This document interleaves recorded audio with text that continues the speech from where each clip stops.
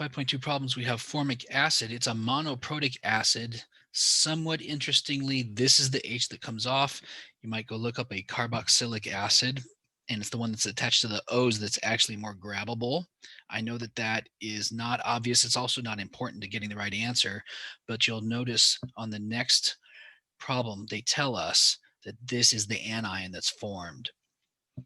Anyway, the pH will be a straight up ice box. You might want to write that out if you need to. And for speed's sake, I'm encouraging you to be able to do this in your mind, that we would get X of the product, and 0.20 molarity, right? Minus X. And that, of course, is equal to the Ka, which is stated. Solve for X. X is the H plus. Negative log of that will give you pH. We're going to add sodium formate, of course, for the purposes of pH, which they do ask about. The NAs come off and are immaterial. Let's disregard them. We're going to pretend it's close enough for our purposes, I suppose, that adding this doesn't change the volume, so that if the liters don't change, then the moles are divided by the same liters, and they're telling me that the molarity of the anion is 0.1. They already told me previously the molarity of the acid. So when I want the pH, I can use the Henderson-Hasselbalch equation. They told me the molarity of this in this problem, the molarity of this in the previous problem. Here we go. This is a half. Log of a half is blah, blah, plus negative log of that, whatever that is. And it turns out that its pH is 3.44. So what's the pH if the anion is 0.2? Well, now we have equal molarities of the anion and the weak acid. This fraction is 1, log of 1 is 0. This whole thing disappears, and pH is equal to simply the value of this. pH equals pKa. Find the pH at 25 degrees C. Well, this is review on a level that isn't really worth our time. They would never really ask that on the real test. It's too easy. But of course, the pH is 7. It doesn't matter how much of it you have. It only matters that it's pure water and that it's at 25 degrees Celsius. But all our problems are presumed to be at 25 degrees Celsius. Otherwise, the molarities don't multiply to be 1e negative 14, and the pH and pH don't add to be 14, and so forth. And our whole system kind of breaks down. It has to be recalibrated. So if we have 10 milliliters of this molarity of HCl, now that's a strong acid, and you are very much expected to know that. So all the H's come off. So what we have is 12 molarity of H plus. That's the thing we're supposed to notice. And it's added to 90 milliliters of pure water. It's written as milliliters over milliliters, and that will work. If you look at the traditional version, of course, we have liters over liters, but this is still 1/10, and that is 1/10. And in both cases, the units cancel out and are multiplied by molarity. So you get the same answer either way. Or to say it another way, this version has been multiplied by 1,000 on both the top and the bottom, which cancels out and gives you the same ratio. So there's no real difference. So this is the molarity of the H plus, and negative log of that gives you the pH. On C, we have a buffer with ammonia and the conjugate acid, ammonium.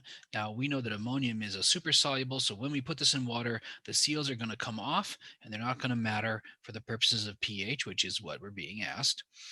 So we can just count this as ammonia plus 1, of course, in water. We have the molarities.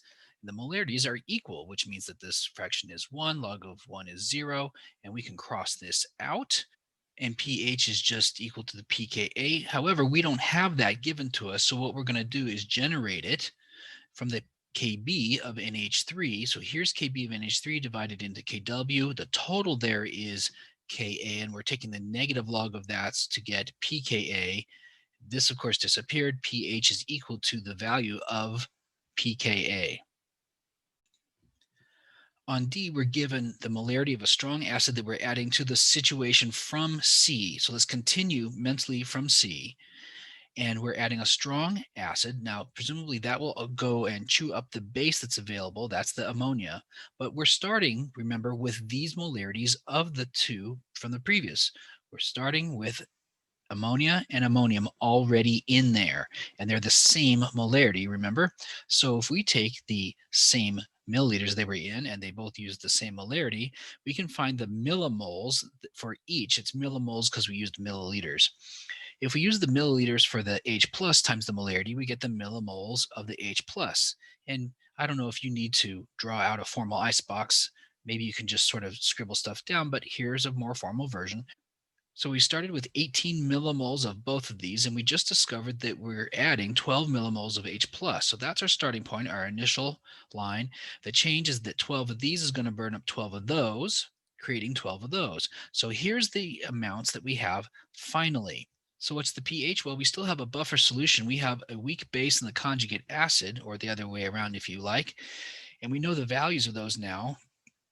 It doesn't matter that we recalculate the liters because the liters would go on the bottom and they would cancel out. So let's just use the millimoles because that will give us the same fraction to take the log of. So we can put in 0.006 and 0.003. These cancel out. Like I said, it's kind of pointless to bother. This will generate the Ka, because again, that's the Kb from the ammonia. Of course, you could have just written that value down and put it in here. Negative log of this will give you pKa. This divided by that, and log of will give you this value, and we add them together and generate pH. Number 3 seemingly asks you to pick an acid with no list given. Now that's a little out of bounds. If they had a bunch of pKa's or even Ka's, then that might be a decent question. Let's presume that we had a list, and let's pretend. And we find that the pKa for hypochlorous acid is close to the intended pH. Okay, so this looks like a pretty good value because a little bit of review here, we want a buffer system where equal molarities of the weak acid and the conjugate base will generate the pKa that is equal to the pH. That gets us in that flat spot in our titration curve. Go back to the lesson if you don't remember what I'm talking about. There's a graph and we talk about it. So we're going to choose a pKa that's close to the intended pH. And in the Henderson-Hasselbalch equation, then we know the intended pH, we know the pKa this has. When we subtract, we get 0.21, and we unzip the log function by taking 10 to the power of both sides. The log function disappears, and we now then have 10 to the 0.21 is equal to the fraction. And that's all we were being asked for, is the relative quantities. In other words, not these individual molarities, but their relative amounts. In other words, the value of the fraction. And 10 to the 0.21 is the value of the fraction overall. So this will be 0.622 of whatever this value is. On B, it's pretty much the same thing. We go through our pretend list. We find a pKa that's close to the intended pH. We put that in here, pH in here, subtract over. We take 10 to the power of whatever this left side turns out to be, and to the right side. That unzips the log function, and 10 to the power of whatever this is turns out to be 1.10, and that is the value equal to the fraction overall. On number 4, they tell me it's a weak monoprotic acid. So I can't just take negative log of its molarity like with a strong acid and get pH. I'm going to have to use stuff like Ka to get around. And I know that it's going to react with OH minus in a 1-to-1 relationship here. Now, the easy one to do is at the halfway point. At the halfway point, I've added half as many moles of OH minus as I have of the acid. So half of these convert over to be the corresponding basic ion, anion.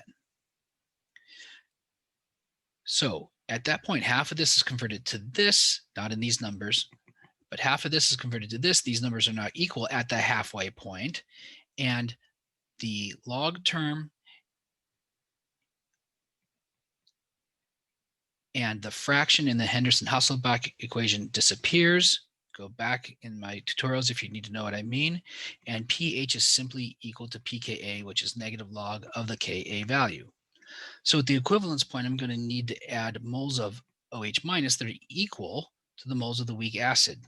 So if you follow their somewhat convoluted math here, if you put in milliliters, you will get out milliliters of OH minus you need to add. And that will be important because we need to know our new milliliters total back down here when we use molarity. So don't just skip this. You do need the new milliliters. Now, the moles of one will be the moles of the other. So if you found one, you found the other, because we just said we're going to add equal moles. So now we have the moles of one and moles of the other, and we know that they both burn each other up because they have equal number of moles and they react in a 1-to-1 relationship. So these are all gone, and it creates the basic anion in an equal amount. So we have 2.5 millimoles of the anion. Now, what do we have though? We have the anion in water. At what molarity? This molarity that we find by taking the millimoles over the milliliters, and you can do it in millis if you want, and you can get molarity. Some of this will convert over how much? Well, an unknown amount, but when one of these converts, it creates an equal one of these and one of those. And here is our equilibrium setup. So this is a base reaction. Be careful, it's a base reaction and we need Kb, which we're going to generate by doing Kw divided by Ka. That's pretty small, and we're going to be able to cross out X here, solve for X, which is OH minus, remember, not H plus. Negative log of that is POH, and 14 minus that is pH. On 5, if you read the information, we see that all the NH3 is converted to NH4, leaving none of this and none of that. So all we have in the water is the NH4. So what does the NH4 do? It donates H plus to water, I know, but we can pretend it's sort of by itself H plus. We can cheat in that manner. And then when that H comes off, we get the ammonia back. So how much is there though? Well, we find out how many millimoles. I realize that was printed improperly for some of you. By taking milliliters times molarity, that gives me millimoles, and the millimoles, or in this case moles properly expressed over liters, is the molarity, and you do need molarity. So you either have to do millimoles over milliliters or moles over liters. Either way, you get 0.025, so that's my start. Some of it will dissociate, creating one of these and one of those every time.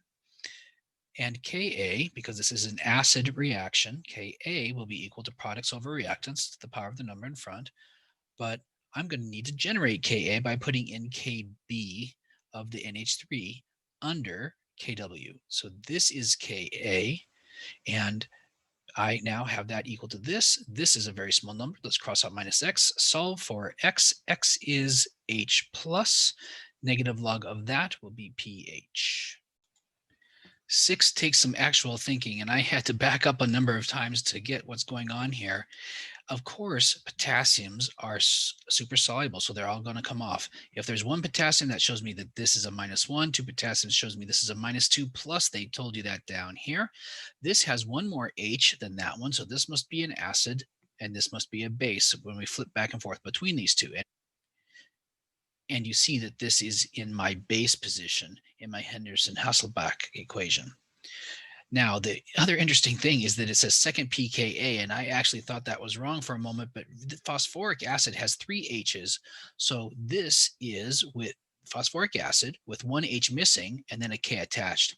So the Ka would remove 1 H. We are going to remove the second H to convert to that. That's why this is the second pKa. So when we go from here to there, we're using technically the second pKa, the pKa for removing the second of the 3 hydrogens and leaving only 1. So we have an intended pH, a target. We know the Ka for the reaction in question there, and we can take negative log of that and create pKa, and we're going to solve for the fraction overall. We're going to solve for the mole ratio, not the individual molarities. So this is a number subtracted over gives me 0.11, and I take 10 to the power of both sides. That gives me 10 to the power of 0.11 on the left, and 10 to the power of log of, which unzips the log. The 10 to the power of part disappears, and I get simply the fraction. So 10 to the power of 0.11 is 0.78, and that is equal to the fraction as a whole. That is the mole ratio. This moles will be, or molarity, will be 0.78 of whatever that is if you want to achieve this pH. The 2002 question has a clever point here.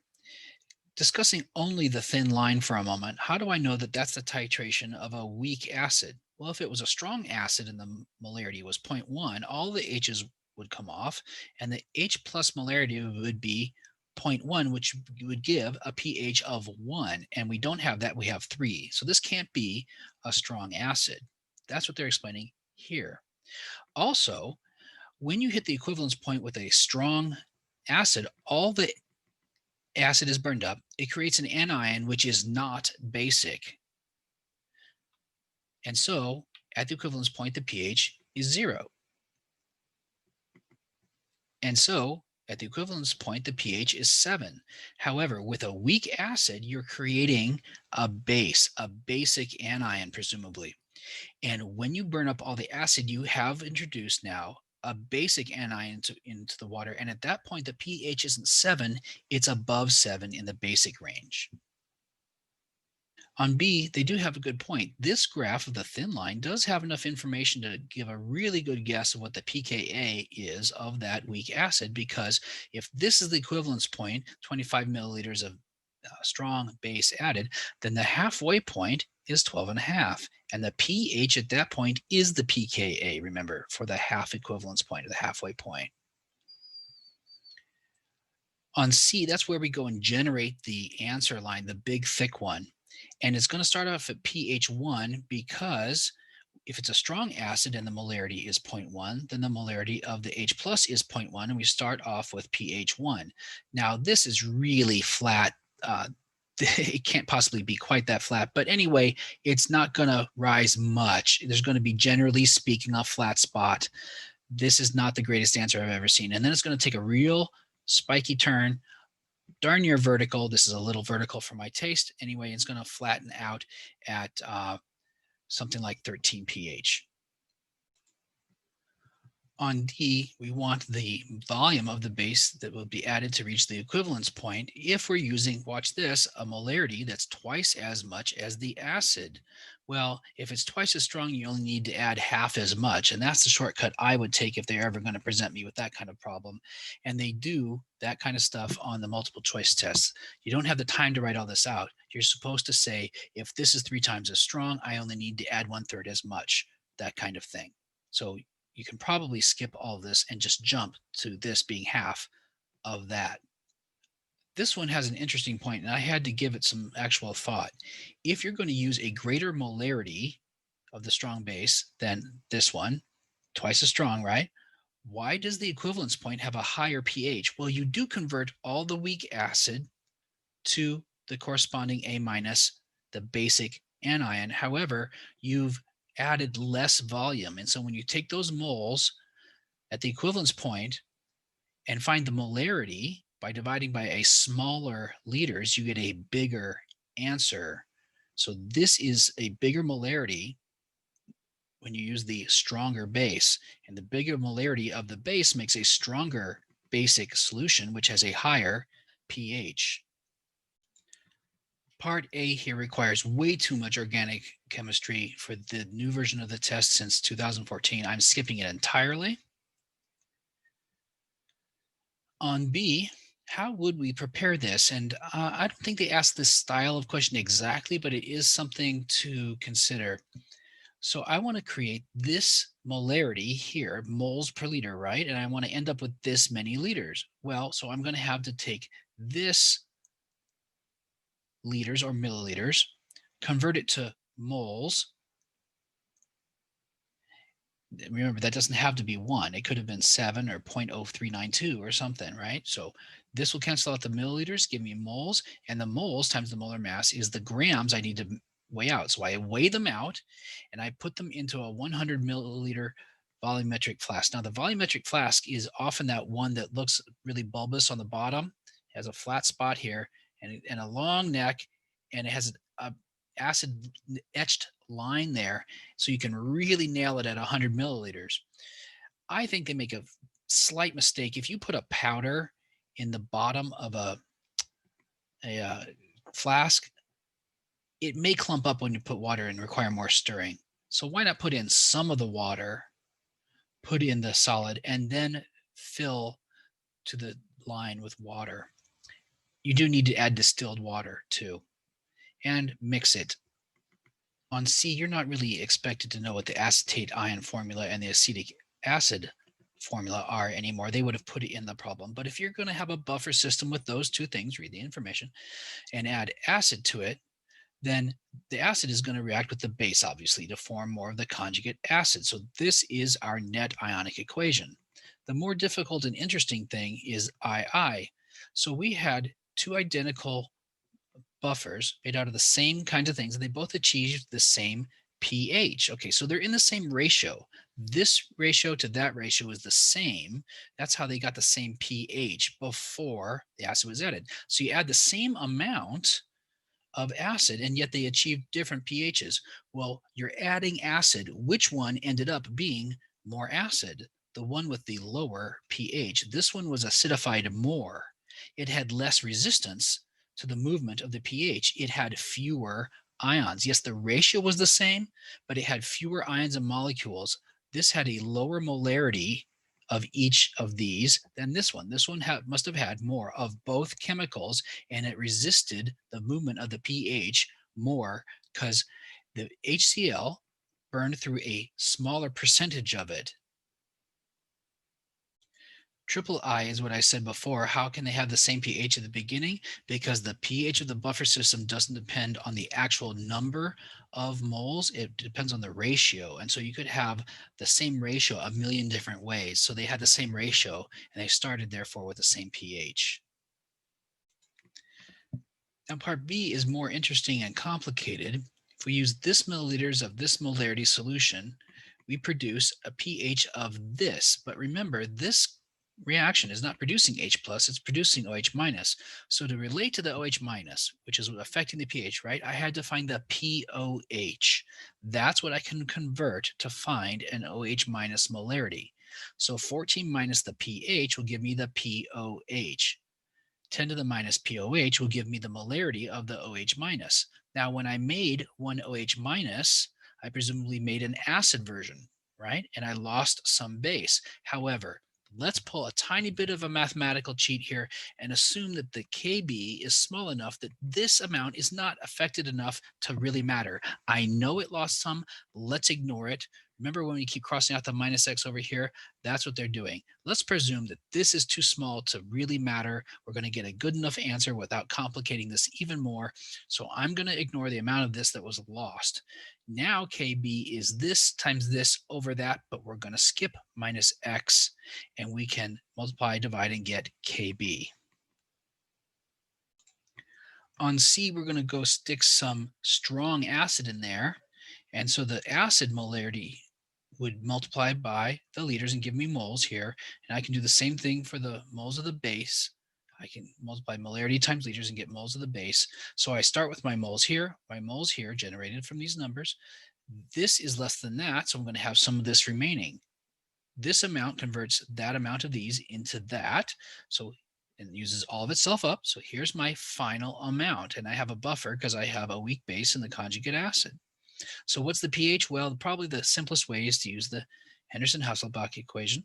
And these are in the same beaker, so I don't really need to divide by the liters. Notice these cancel out anyway, so it's kind of pointless. And I can put the base over the acid, divide, take the log of. This is the KB right here.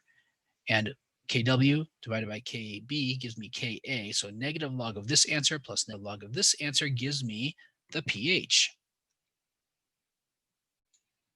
Now on C, we were able to ignore the liters, and it didn't really matter that we used the millimoles because everything was going to be in the same beaker and we were going to get liters over liters. So you didn't really need to consider this. It was going to cancel out. However, at the equivalence point, all of this is going to convert over to there, and all we're going to have is the acid in water.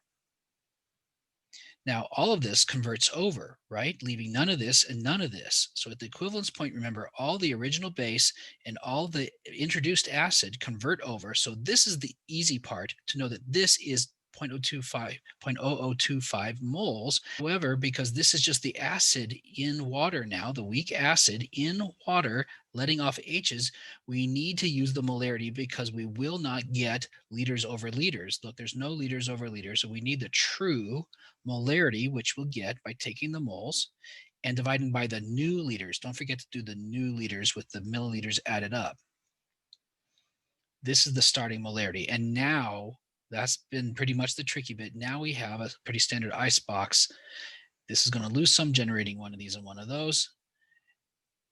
Ka will be equal to products over reactants to the power of the number in front.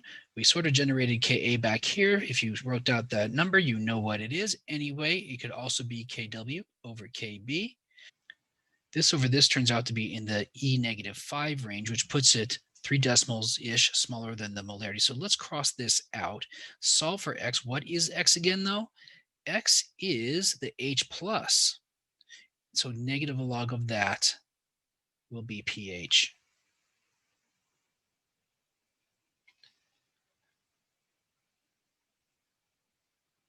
So what we want for E is an indicator that changes its proportion from having more of the first version to the second version, because it's getting converted to, at a pH near the equivalence point. What's the equivalence point? The equivalence point is almost exactly at pH 3, isn't it? So I want something that's going to turn at pH 3, where that's a big deal for it. It's going to turn from version A to version B. So if the pKa is 3, then at the half equivalence point, pKa will be pH, right? When I get half of version A, half of version B of this chemical, at pH 3, I'm awful close to that, aren't I? And then when I go just a bit past that, I'll have more of the new version, version B, which presumably is a new color. So we can spot it and we can say, oh, look, we've crossed over the halfway point of this where it converted more to B from version A, and we must be really close to pH 3. We've hit our target point